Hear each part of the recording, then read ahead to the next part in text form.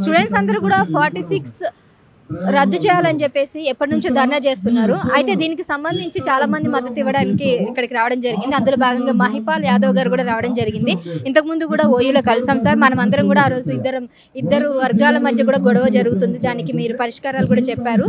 So ఇప్పుడు ఇంకా అలాంటి ఫైటింగ్ జరుగుతుందా ఇద్దరు వర్గాల మధ్య కూడా?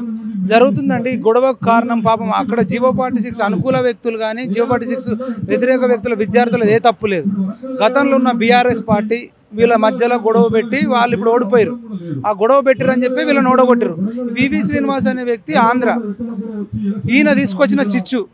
ఇప్పుడు పిల్లలందరూ కొట్టుకుంటున్నారు. వాళ్ళు రాజకీయ నాయకులు మంచిగానే ఉన్నారు. ఇప్పుడు కేసీఆర్ బాత్రూంలో పడ్డా అన్నాడు, మంచిగానే రెస్ట్ తీసుకుంటున్నాడు. కేటీఆర్ మంచిగా ఉన్నాడు, హరీష్ రావు మంచిగా ఉన్నాడు. కానీ ఇప్పుడు ఇలా మనం ఓయూలో అంతా మాట్లాడిన తర్వాత కూడా జియో 46 వాళ్ళతో చర్చలు జరపలేకపోవడం వల్ల ఇలా వేలాది మంది అభ్యర్థులు వచ్చి ఇందిరా పార్క్ దగ్గర ధర్నా చౌక్లో ధర్నా చేస్తూ ఉన్నారు. ఇది ఎప్పుడు కొలిక్కి వస్తుంది? ఇప్పుడు ఇది వీళ్ళ కోసం కాదు, భవిష్యత్తులో మిగతా తెలంగాణలో అన్ని జిల్లాలలో కూడా, హైదరాబాద్కు దూరంగా ఉన్న అన్ని జిల్లాల వాళ్ళు కూడా నాన్ లోకల్స్ అవుతారు.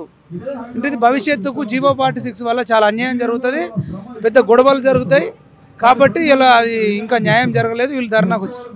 అయితే ఇప్పుడు ఈ ధర్నా ఎంతవరకు సీరియస్గా ఉండబోతుంది? అంటే వీళ్ళిద్దరు ఇంతకుముందు కూడా ప్రజావానికి వెళ్ళడం కానీ గాంధీ భవన్కి వెళ్ళడం కానీ కూడా జరిగింది, ఎటువంటి రెస్పాన్స్ రాలేదు రాజకీయ నాయకుల దగ్గర నుంచి. మరి వీళ్ళు ఎక్కడి వరకు వెళ్తారంటారు? ఇది ఇప్పటితో వీళ్ళు మంచిగా ఇప్పుడు గోటితో పోయేదని గొడ్డల దాకా తెచ్చుకుంటుంది కాంగ్రెస్ ప్రభుత్వం. బీఆర్ఎస్ కూడా ఇట్లనే ఎంత చర్చలు జరపాలంటే వీళ్ళ ఉద్యోగాలు ఇవ్వమంటే వీళ్ళకి ఉద్యోగాలు ఇవ్వకపోతే కేసీఆర్ ఉద్యోగమే ఊడగొట్టారు, సీఎం జాబ్. కాబట్టి ఈరోజు వీళ్ళు ఒక హైదరాబాద్లో సరౌండింగ్లో ఉండేటోళ్ళు కాదండి, మంచిర్యాల నుంచి, ఆసిఫాబాద్ నుంచి, ఆదిలాబాద్ నుంచి, నాగర్ కర్నూలు, వనపర్తి, నల్లగొండ, సూర్యాపేట అన్ని జిల్లాల నుంచి వచ్చిరంటే వాళ్ళకి ఎంత బాధ ఉంటుంది. వీళ్ళు ఏమంటున్నారు? వీళ్ళు ఆల్రెడీ కాంగ్రెస్ వాళ్ళు రేవంత్ రెడ్డి కానీ, సీతక్క కానీ, బట్టి విక్రమార్ కానీ, ఉత్తమ్ కుమార్ రెడ్డి కానీ మన ప్రభుత్వం వచ్చిన తర్వాత మీకు అన్ని చేద్దాం, మీరు మా తరఫున ఎన్నికలలో ప్రచారం చేయండి, ఈ బీఆర్ఎస్ ఓడగొట్టండి, ఈ జీవో తీసుకొచ్చింది వాళ్ళే కాబట్టి వాళ్ళని ఓడించండి, వాళ్ళు ఓడిపోతే మా పార్టీ అధికారంలోకి వస్తుంది, న్యాయం చేస్తామని చెప్పారు.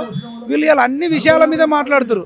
గ్రూప్ 1 గురించి మాట్లాడుతున్నారు, టీచర్ జాబ్ల గురించి మాట్లాడుతున్నారు, టీఎస్పీ చైర్మన్ జనార్దన్ రెడ్డి రాజీనామా తీసుకున్నారు. కానీ మరి ఈ కానిస్టేబుల్ అభ్యర్థుల కోసం, పోలీస్ అభ్యర్థుల కోసం ఇప్పటిదాకా మాట్లాడతలేరు. దానికి వీళ్ళు మనోవేదనకు గురవుతారు. ఇది లేట్ చేయడం వల్ల విద్యార్థులు కొందరు సూసైడ్ చేసుకొని చచ్చిపోతున్నారు. హరిప్రసాద్ అని 3-4 రోజుల క్రితమే సూసైడ్ చేసుకున్నారు. మెరిట్ స్టూడెంట్లకు జాబులు ఇవ్వకపోతే ఎందుకండి మరి ప్రభుత్వాలు ఉండి? సూసైడ్ చేసుకున్న వాళ్ళకి గవర్నమెంట్ ఇప్పటివరకైనా ఎటువంటి అంటే ఏమన్నా అంటే హెల్ప్ చేయడం కానీ లేదా భరోసా ఇవ్వడం కానీ అక్కడ నుంచి ఎటువంటి రెస్పాన్స్ అని వచ్చింది ఇప్పటివరకు?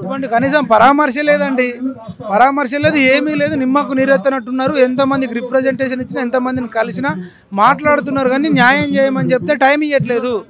వీళ్ళు ఇప్పుడు ఏమి టైం ఇవ్వకపోవడం వల్ల ఇందిరా పార్క్ దగ్గర ధర్నా చేశారు.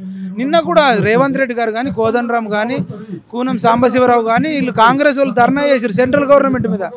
మీరు వాళ్ళ మీద ధర్నా చేస్తారు, వీళ్ళు మీ మీద ధర్నా చేస్తారు.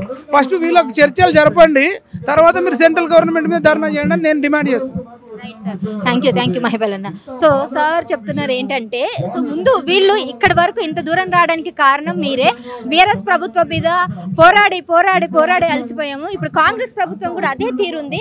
కాంగ్రెస్ ప్రభుత్వం మళ్ళీ అక్కడి వరకు తెచ్చుకోకూడదు అని అంటే ఖచ్చితంగా మేము ఎప్పుడైతే డిమాండ్ చేస్తున్నామో వెంటనే రెస్పాన్స్ అయితే మాకు ఇటువంటి ధర్నాలు కానీ ఇటువంటి అరవసరం కానీ చేసే అవసరం అయితే లేదు కదా అని చెప్పేసి అంటున్నారు. స్టూడెంట్స్కి అన్యాయం జరిగితే మాత్రం నేను ఖచ్చితంగా నేనైతే ఊరుకోను, ఖచ్చితంగా వాళ్ళకి న్యాయం జరిగే వరకు నేను ముందుంటానని చెప్పేసి మహిపాల్ యాదవ్ అని చెప్తున్నారు.